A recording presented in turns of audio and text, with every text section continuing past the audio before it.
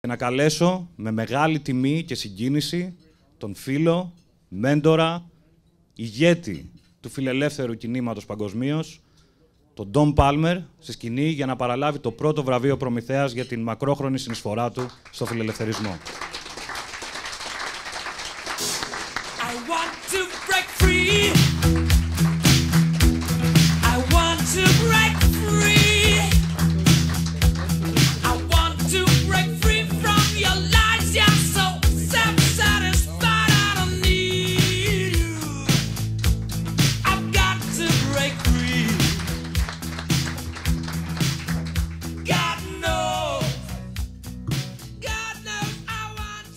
Thank you very much, Alexander, for those kind words.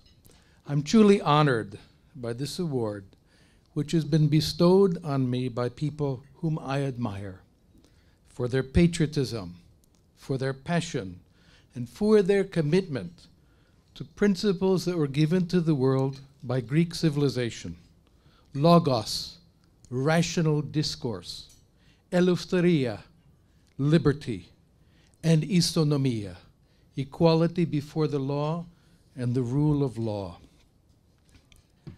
Those here tonight at this ΚΕΦίΜ event represent the tradition of a truly titanic struggle for liberty. And I mean titanic quite literally.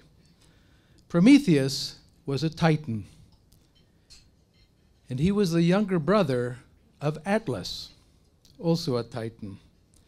It's wonderful to see that ΚΕΦίΜ, which is a bringer of light and truth to the Greek people, remains a good friend to Atlas through the Atlas Network and its global network of friends of liberty.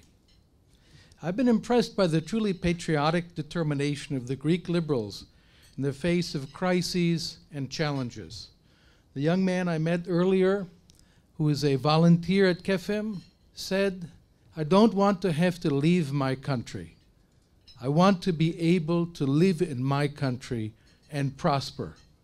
But under bad policies, there's not much future for young people." And he is determined to change that. When I first met Alexander Skouras, he came to a lecture I gave at George Washington University, and I saw the same passion in him. I was impressed by his determination, which he shares with other members of the ΚΕΦίΜ team and the other friendly and allied organizations and people here who are working in Greece for liberty and limited government, for social peace and shared prosperity. Now it's very important never to give up, because those who detest logos, eleftheria, and istonomia are also not giving up. They continue. They prefer to drown discussion in propaganda, name-calling, and a torrent of phony news sponsored by authoritarian dictatorships. And we think of RT and Sputnik and all of the spin-offs from these. They detest the freedom of independent people who can manage their own lives without commands from the state. And they also hate the idea of a law-governed constitutional state, because they prefer one that will represent what they call the will of the masses, which will be imposed on all of the population.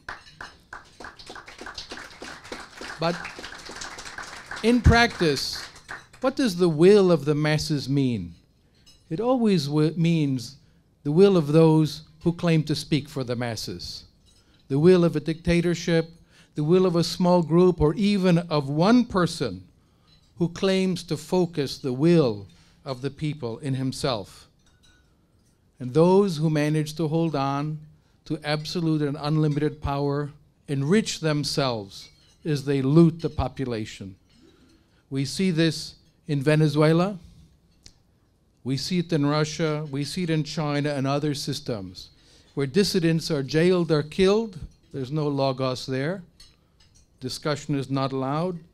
The alleged will of the people is concentrated in their leaders, and those leaders lecture their people constantly about how lucky and fortunate the people are to be governed by such people. Those people are not giving up. They will continue to struggle against liberalism and against the rule of law. They won't give up. and neither will we. Reasoned discussion and liberty and the rule of law face new threats.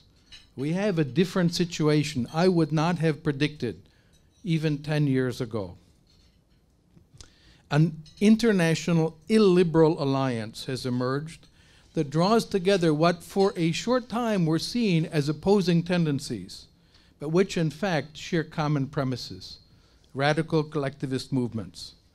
They have vast resources and a global reach, and that's ironic given that they preach nationalism and antagonism among groups. But the irony of the contemporary era is there is an international illiberal alliance that has emerged. The radical left and the radical right are united in their hatred of each other, but that's for later. For now, they're united in their hatred of liberalism and the idea of a free and tolerant society. Now you can see the various governments that have recently adopted this philosophy. You have just been visited by someone who is representing that in his country. President Erdogan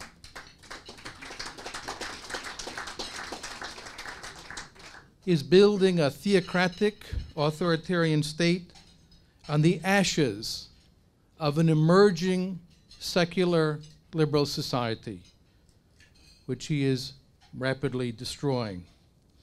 It's very disturbing to see this unfolding before our eyes in a nearby country. And of course, President Putin, who has used his KGB network and the oil wealth that he seized now to destabilize other nations, annex the territory of other countries, and to fund a social media campaign and social media factories that are ceaselessly spreading messages of hatred and conflict around the world. It's interesting to see one of the philosophers, popular in certain circles in Greece, Slavoj Žižek, a good friend of one of your leaders here. On November 29, he wrote in the independent newspaper in Britain, and he called for an open alliance of the far right and the far left against liberalism. He said that Steve Bannon, who is a fervent admirer in the United States of the Italian fascist thinker Julius Evola, he called him worth his weight in gold and called for an alliance of the Bernie Sanders left and the Steve Bannon far right to be united in destruction of the market economy and limited government. He said, quote, "There is no victory of the left without the broad alliance of all anti-establishment forces. One should never forget that our true enemy is the global capitalist establishment and not the populist right, which is merely a reaction to its impasses." His language of victory and of enemies reflects the influence not merely of Marxism, but of another political philosopher who has seen a flourishing in recent years, Carl Schmitt, who is the leading juridical thinker of the Third Reich, the century's most brilliant enemy of liberalism, and who argued that what characterizes politics, the specific political distinction, is that between friend and enemy. He argued, and when he praised and extolled conflict, that the most extreme conflict was in real combat, for there was revealed the most extreme consequence of the political grouping of friend and enemy, and from this most extreme possibility, human life derives its specifically political tension. What he's saying is we cannot have friends unless we have enemies. Enemies are necessary for us to have friends. You think about that. Liberalism rejects that at its very root. We do not have to have enemies to have friends. We can have friends because we love them, because they are family, because they are neighbors, and not because we're united against a common enemy. Zizek, in contrast, speaks of what he calls, quote, the unconditional primacy of the inherent antagonism as constitutive of the political. All of life is characterized by ceaseless, unending antagonism. That is illiberalism in a nutshell. He told a joke you may have heard, along with another Greek politician. he said, if they don't support Syriza, then in my vision of the democratic future, all these people will get a first-class one-way ticket to a gulag. Ha ha ha ha. Many people are not amused by this. They laugh it off as a joke and as mere irony, but I think we see the truth of what is underlaying it, what really characterizes them. So this new alliance of far left and far right, united against liberalism, has been brought together by people who want endless conflict.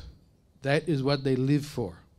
Liberalism offers a very different image of equality of rights, of equality before the law, and of peaceful social cooperation through the market economy, and through democratic deliberation in politics. What is our challenge? It is to stand up for free markets, for individual rights, for the dignity of every human person, and for the rule of law. So please join me in a toast to continued and happy work on behalf of maximum equal liberty, on behalf of the prosperity that only free people can create, on behalf of the dignity of equal citizens living together peacefully under the rule of law, on behalf of peace, not only among nations, but within them. Zito y Lefteria.